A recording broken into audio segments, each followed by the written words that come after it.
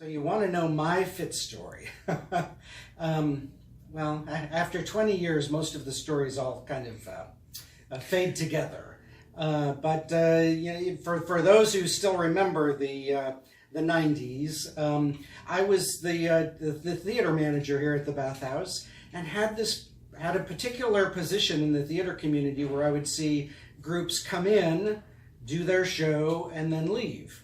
And then another group would come in, do their show, bring in a different audience, and then leave. And then another group would come in, do their show, bring in a different audience, and then leave. But I was the only constant of all of these shows.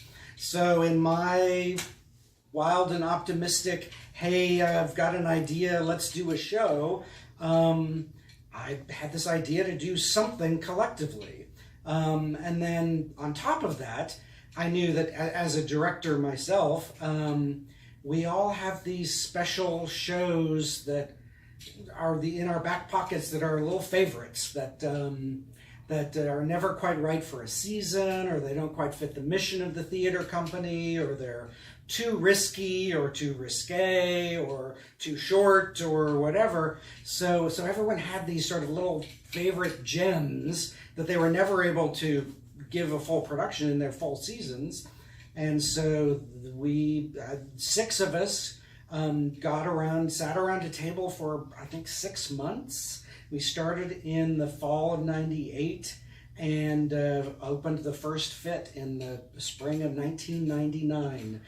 Each of the groups got a $500 stipend. So that means that the budget for the first fit was $3,000.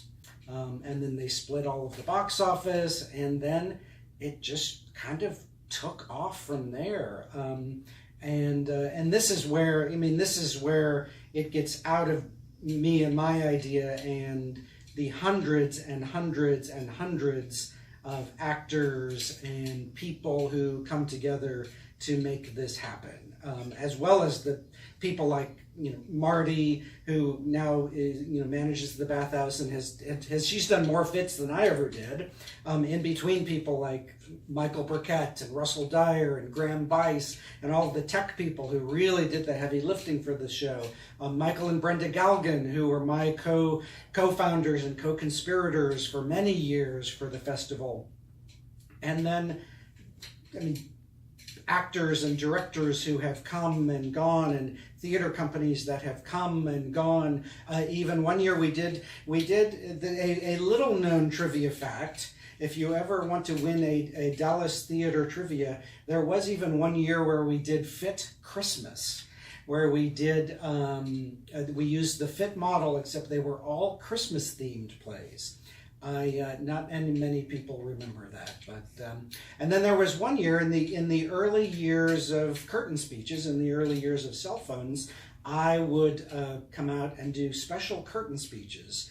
And after about 3 years of those, they became so popular that actually we did an entire fit slot of just curtain speeches.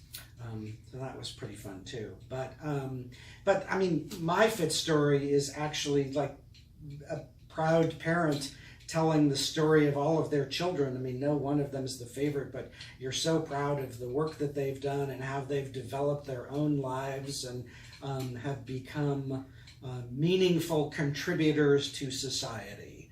And as much as the Bath House put Fit on the map, I think Fit put the Bath House on the map, and both are solid and have never been doing better, and will live well on beyond me or any of the theater companies that did it to begin with, and any of the actors or staff people that continue to do it. So it is a model that I hope is here to stay for a long, long time.